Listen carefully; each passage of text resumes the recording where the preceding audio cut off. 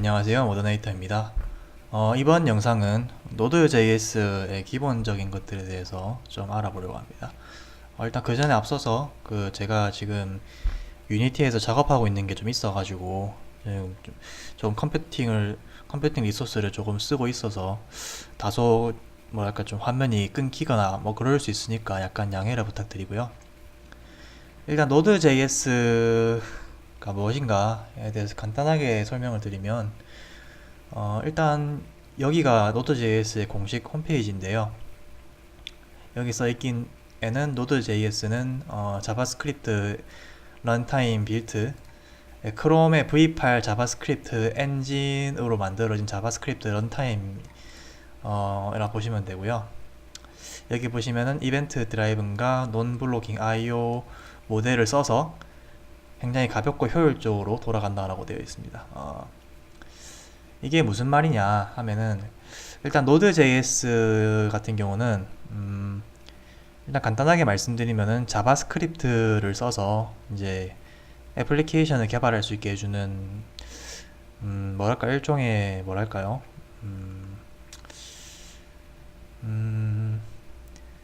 이게 뭐라 부르기 애매하네요. 확실하게 그거를 뭐라 불러야 할지 애매한데 그냥 간단하게 설명을 드리면 뭐 자바스크립트로 작성한 어, 애플리케이션을 이제 바로 실행할 수 있게 해주는 게 Node.js라고 보시면 됩니다.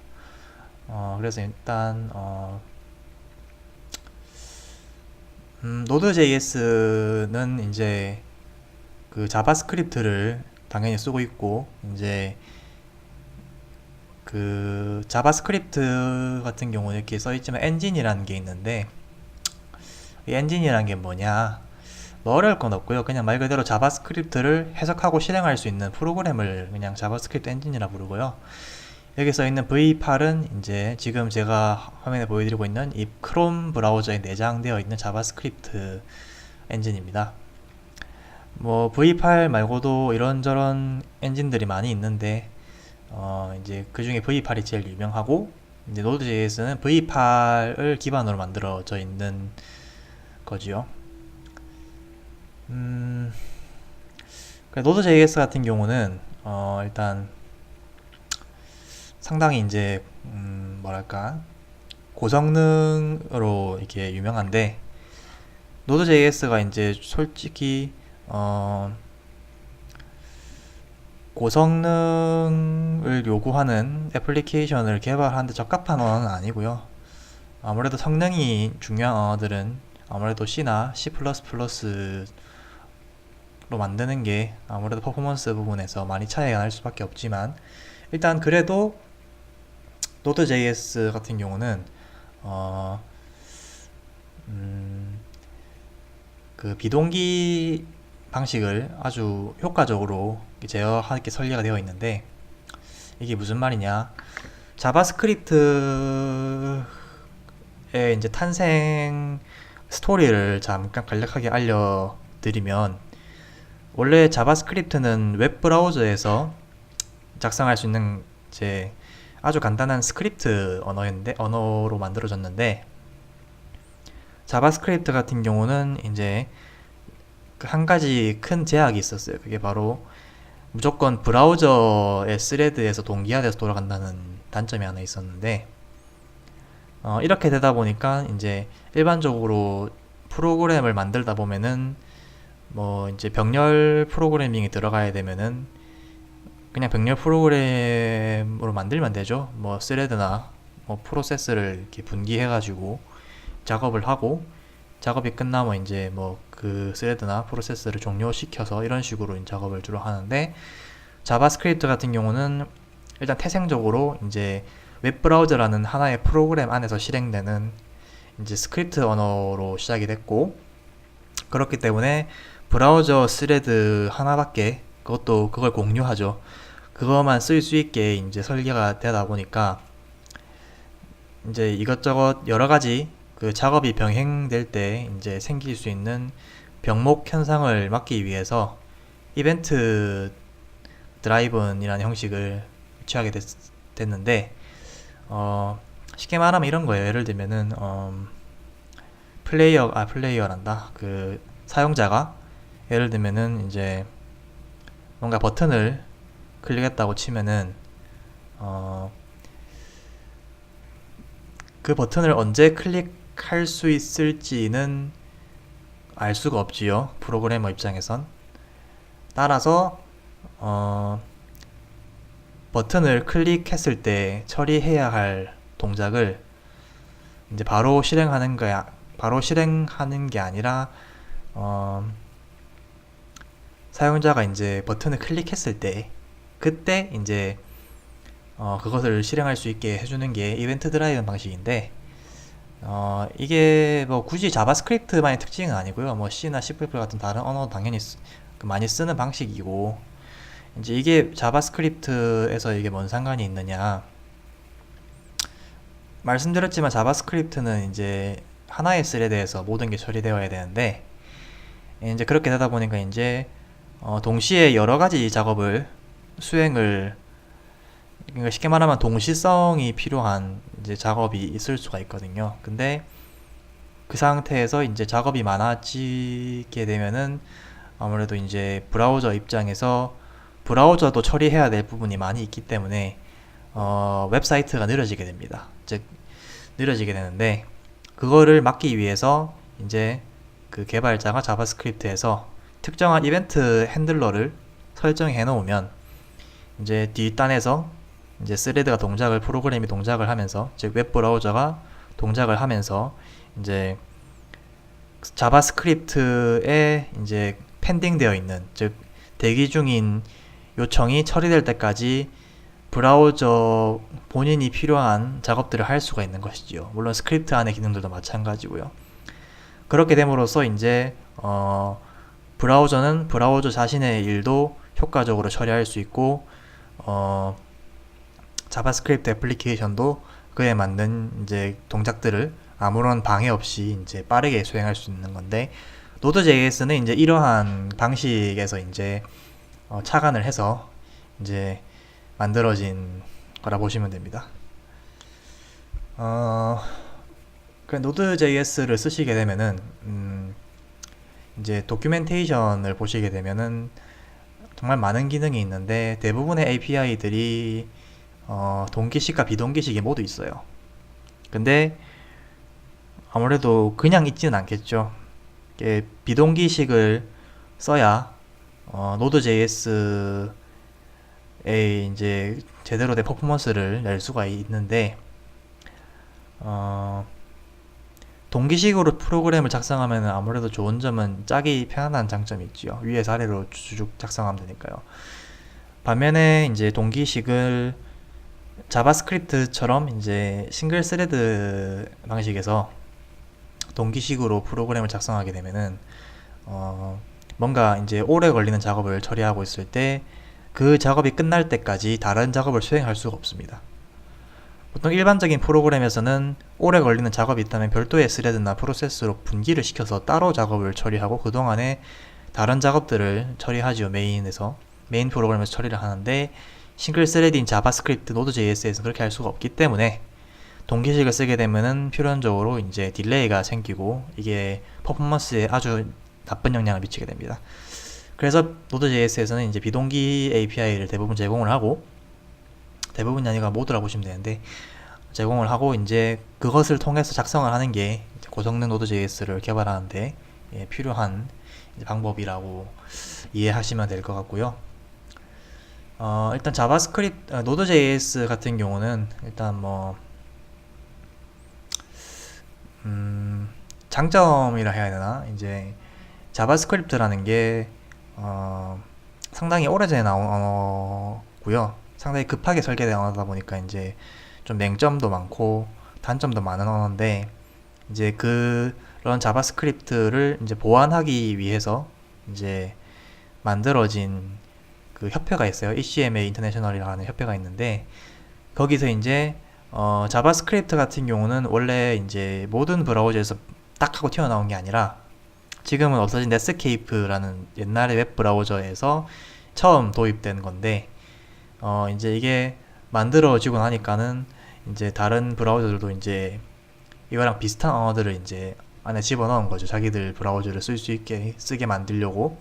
근데 문제는 각각의 웹 브라우저를 만드는 업체들이 그 안에 쓸 수 있는 스크립트 언어를 통일하지 않고 이제 자기들만의 뭔가 언어를 만들어 버리게 된 거죠. 즉 쉽게 말하면은 파편화가 발생한 건데, 쉽게 말하면은 여러분이 작성한 프로그램이 다른 프로그램보다는 이제 다른 컴퓨터에서 안 돌아가는 환경이라 보시면 돼요. 상당히 불편하죠. 그래서 항상 이제 웹 개발자들은 이제 그런 문제를 크로스 브라우징이라고 부르는데, 쉽게 말하면은 크롬에서 돌아가는 자바스크립트가 뭐 파이어폭스에서 안 돌아간다든지 뭐 인터넷 익스플로러에서 안 돌아간다든지 그런 문제가 자주 생기는데, 그런 걸 이제 크로스 브라우징 문제라 부르거든요. 이게 파편화 때문에 생기는 문제인데 IE가 파편화에 가장 큰 기여를 했고요. 어쨌든 그건 중요한 게 아니고, 어쨌든 그러다 보니까 이제 자바스크립트를 이제 표준을 만들어 가지고 이제 통일화하자는 그런 이제 생각이 나와 가지고 이제 그래서 탄생한 게 ECMA 스크립트입니다. 이게 뭐 모던 자바스크립트라고 하면은 ECMA 스크립트를 말하는 거라 보시면 되고요.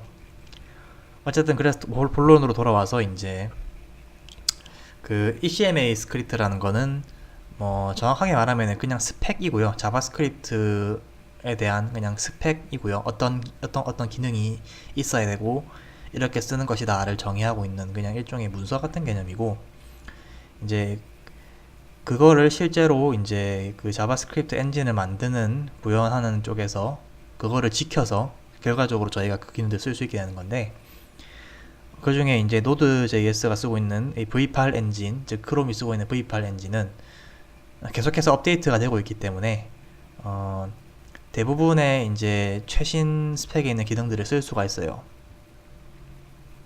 그게 상당히 장점이죠. 왜냐면은 그렇지 못한 이제 웹 브라우저 환경에서는 뭐 크롬이나 뭐 대부분 웹 브라우저처럼 자동으로 업데이트하는 요즘 브라우저들은 문제가 안 되지만 IE 같은 경우는 자동 업데이트가 안 되기 때문에 이제 최신 기능을 당연히 못 쓰는 그런 문제가 생기죠. 하지만은 Node.js는 뭐 그냥 최신 버전을 설치하면은 뭐 돌아가니까 아무래도 그런 제약이 상당히 적은 언어죠. 물론 버전별로 조금씩 차이가 있어가지고 완벽하게 그런 문제에서 벗어날 수는 없지만, 뭐 최신 버전이 나왔는데 굳이 그거를 안 쓸 이유는 없지요. 뭔가 Node.js 프로젝트를 진행해야 되면은 뭐 딱히 그 버전에 이슈가 있는 게 아니라면 최신 버전을 쓰는 게 아무래도 좋지요. 물론 무조건 최신 버전을 고집한다는 건 좋은 건 아닌데, 왜냐하면은 밝혀지지 않은 여러 가지 내장된 문제가 있을 수 있기 때문에 검증된 약간 좀 구버전을 쓰는 게 좋을 수도 있어요. 그래서 Node.js 홈페이지에서도 이렇게 두 개의 버전이 있죠. LTS와 커런트 버전. LTS 버전이 보시면 약간 좀 구버전인데, 이거는 이제 여기 써 있는 것처럼 대부분의 사용자에게 권장된다라고 써 있는데, 말 그대로 이 버전이 가장 안정적이기 때문에 그렇습니다. 반면에 8.81 이거는 가장 최신 버전이죠. 최신 버전의 단점은 이게 안전하지가 않다는 거예요. 그러니까 어떤 문제가 생길지 예측할 수가 없다는 거죠. 이런저런 문제가 생길 수도 있고 최신 버전을 썼을 때. 그래서 이제 약간 좀 실험판의 개념이라고 보시면 되고요. 어쨌든 그렇고 이제 어쨌든 Node.js 같은 경우는 그래서 최신 버전의 ECMA 스크립트의 기능들을 대부분 쓸 수 있고, ECMA 스크립트가 지금 표준이 2017이 지금 제정 중으로 알고 있는데요. 2017 이전에 2016, 2015가 있고, 그 다음 ECMA 스크립트 3가 있는데, 3 다음이 왜 2015냐? ECMA 스크립트 3가 나온 다음에 그 다음에 나온 표준이 ECMA 스크립트 5거든요. 5에서 이제 ECMA 스크립트 3는 이제 약간 좀 파편화되어 있던 여러 가지 자바스크립트와 그 비스무리한 구현체들을 통합하기 위해 만들어진 표준이라고 보시면 되고요. 실질적으로 자바스크립트에 많이 부족했던 하지만 필요했던 기능들을 확장하는 스펙이 ECMA 스크립트 5인데 다행인 점은 대부분의 브라우저는 ECMA5 스크립트는 당연히 지원하고 있어요. 단지 좀 구버전 인터넷 익스플로러 즉 i8 이하 버전은 ECMA 스크립트 5도 제대로 지원을 하지 않기 때문에 좀 문제가 남아있긴 하죠. 어쨌든 그렇게 나온 게 ECMA 스크립트 5고 이제 그 다음에 나온 그 표준이 ECMA 스크립트 6, 7이 있는데요.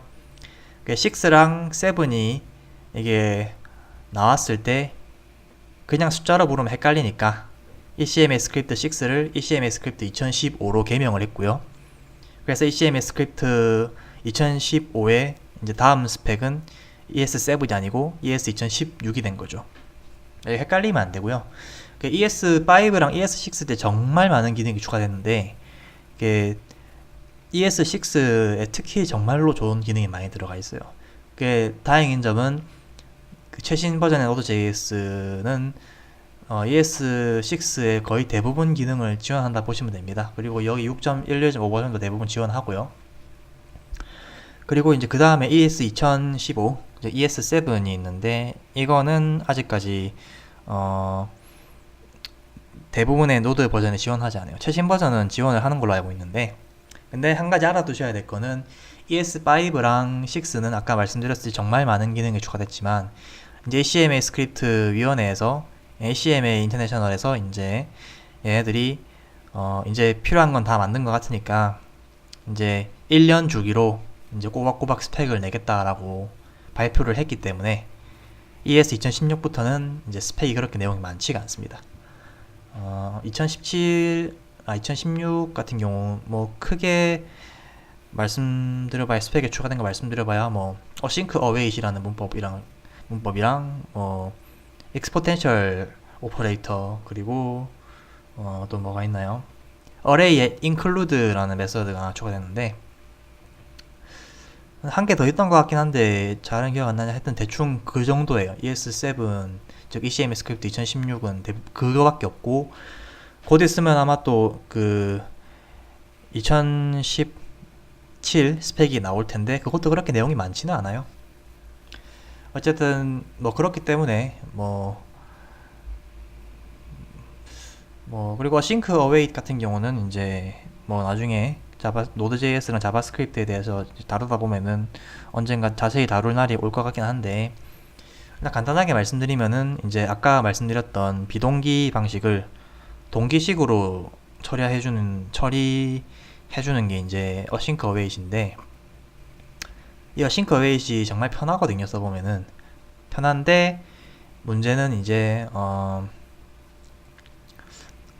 노드.js에서 async await을 지원하기 시작한 게 거의 최근이라 거의 대부분 못 쓴다고 보시는 게 좋고요.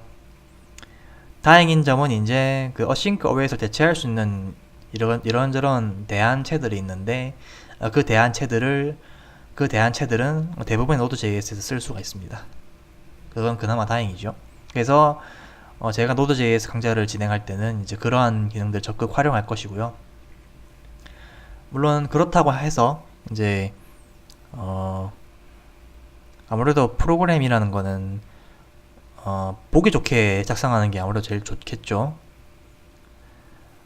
그런 이제 비동기 동작들을 자바스크립트가 탄생했을 때부터 사람들은 자바스크립트의 비동기 방식을 효율적으로 제어하기 위한 많은 대안들을 내놓았는데 아마 제가 생각하기에는 지금이 그 대안점들의 가장 정점을 찍는 애 같아요.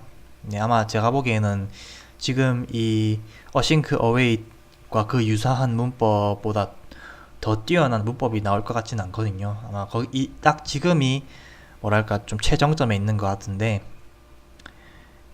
그렇게 해서 보기 좋은 프로그램을 짜는 것은 분명히 좋은 거지만 그렇게 작성된 프로그램이 내부적으로 어떻게 돌아가는지를 정확하게 알 필요가 있습니다.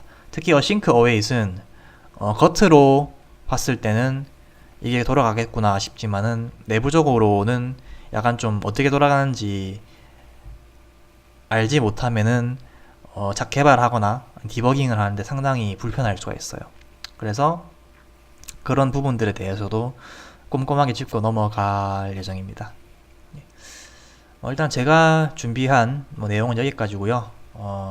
다음 시간부터는 Node.js를 직접 설치를 해서 직접 간단하게 애플리케이션을 만들어 보고 점차 이제 강의를 진행하면서 이제 Node.js 핵심 기능들을 배우고 이것들을 활용해 가지고 이제 이런저런 애플리케이션을 개발해 보는 그런 시간을 가지겠습니다. 이 강좌 시리즈의 최종적인 목적은 이제 Node.js를 이용해서 익스프레스라는 그 모듈을 이용해 가지고 간단한 웹 서버를 구축하는 거고요. 그게 끝나고 나면은 Node.js라는 게 서버 언어로 정말 많이 쓰이는데 서버 프로그램을 서버 프로그램만 개발하는 데 특화된 언어는 아니거든요. 그러니까 뭐라 말해야 되지? 서버 프로그램만을 개발할 필요는 없어요. 이론적으로는 그냥 5만 가지 프로그램을 다 개발할 수 있어요. 그래서 최근에는 Node.js를 이용해서 여러 가지 장르의 Node.js가 자바스크립트가 쓰이고 있는데 그런 것들도 시간이 되면은 다뤄볼 수 있다면은 아마 다뤄볼 예정입니다.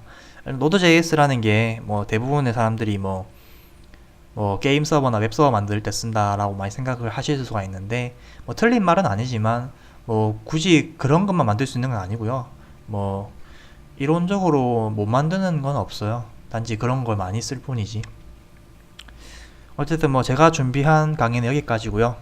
다음 영상에서 다시 찾아뵙겠습니다. 예, 감사합니다.